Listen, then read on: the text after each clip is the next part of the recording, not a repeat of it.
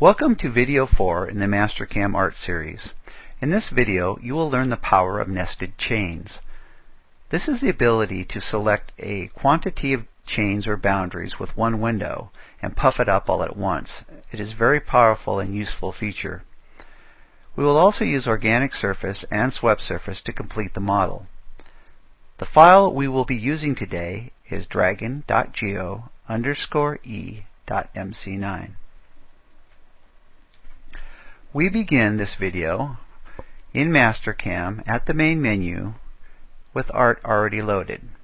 First thing I want to do is load my file.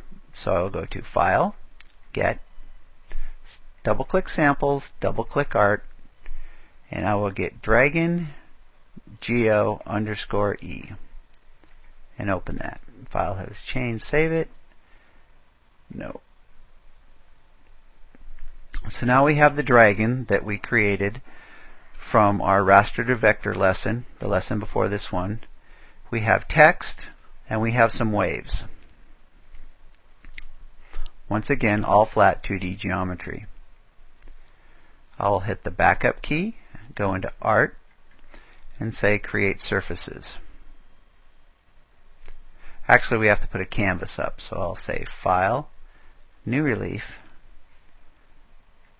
and I'll pick this corner, which is the origin, this corner, which is the height and width, and I'll take our standard color, and now we have a canvas. Now what I would like to do is select all of the internal chains here. There's about 109 chains nested 6 deep, which means a chain inside a chain inside a chain. Mastercam Art is very powerful and allows you to do this. So I will back up one and go to Create Surfaces, Organic, and I'm going to select, instead of an individual chain, I'll select with a window and a polygon. And I want everything inside the chain. So the pluses are on the polygon and inside. Then I start clicking every point I want the line to stop at till I fully enclose the dragon and nothing else. And then I hit D for done on the keyboard. If you look here, any menu item with a underlining under the letter means you can just click on the keyboard and get it. So I'll say done, and then it says enter a search point, so I'll just pick the middle of the dragon, and it's picked up all the geometry of the dragon. We'll say done. Okay, now I need to pick a cross section. Well, I'm going to come up here and pick convex parabola, and I'll want the width at about 1/4 inch. And actually, let's make that a little bit bigger. 0.325, that'd be good. And the height, and we'll say add it. Now, what will happen here, watch the speed, because we're going to change our resolution a little bit in the future. See how long it's taken to draw this. So we've selected it with one window, and all of chains will be addressed simultaneously. So let's look at this from an isometric view. We'll shade it with Alt-S. And we'll window in. And once again with art, you can design by eye.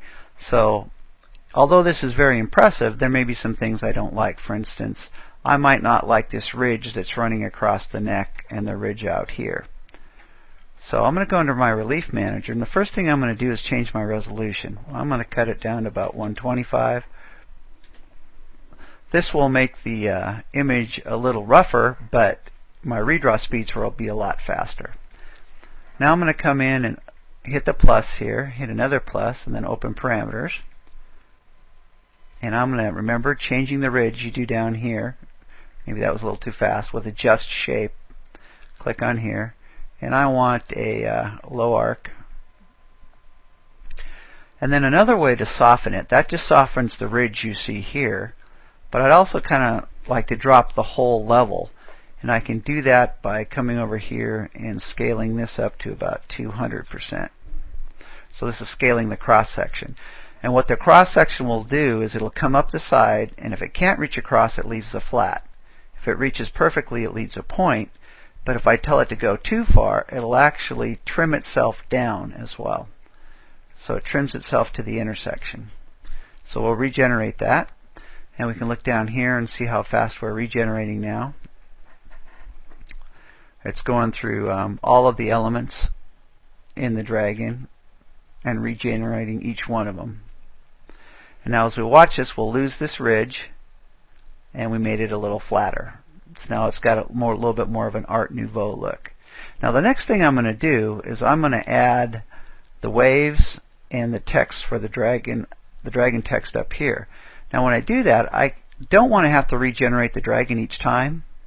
So I'm going to come in here, I'm going to right click on this organic surface, which is the dragon, and I'm going to disable it. Actually, before I do that, let's click here again and we'll name this. Then I'll right click it and say disable it.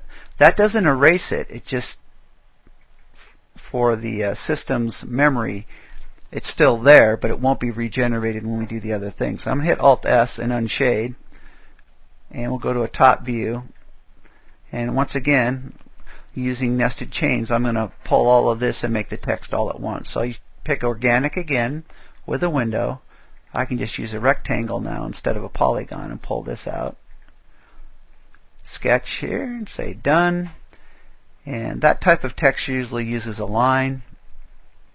1/8 inch high, that's fine. I'll just take the defaults. I'll go to isometric view, and I want to window into the text, so I'll go up here and I'll pick screen zoom, pull out a window, take a look at this, shade it, and we can see that we have our text there. Go back to the whole screen, and now I want to put waves under the dragon here. So I'll pick swept to do that, and what swept will do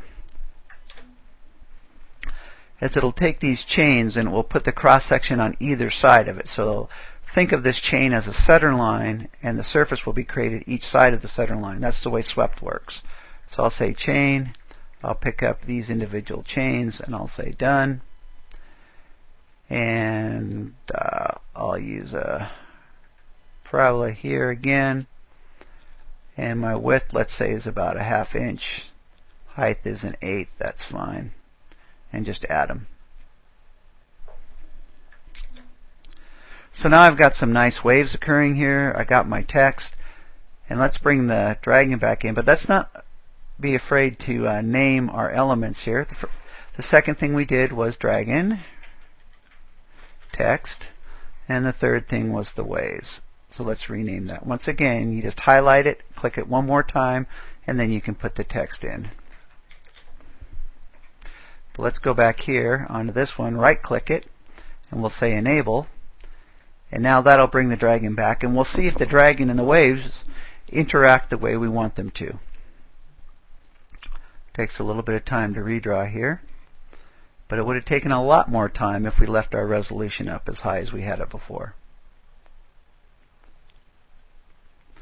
Now we see there's something here we don't like, that the dragon is actually rolling up on top of the waves. What I'd like it to be is under the waves. So let's go to a top view here.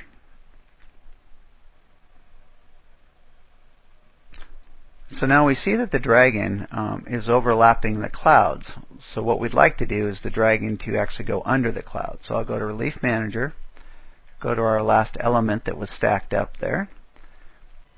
So instead of adding it, the cloud on top of the dragon, what we're going to do is say blend it, which means that it will ignore the surface that it intersects with.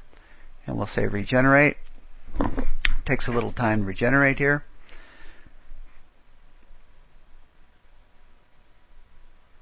And remember that we opened up the dragon again, and that's about 100 individual surfaces that it's creating there. And now we can see that the dragon is actually into the waves. That is the end of this video segment.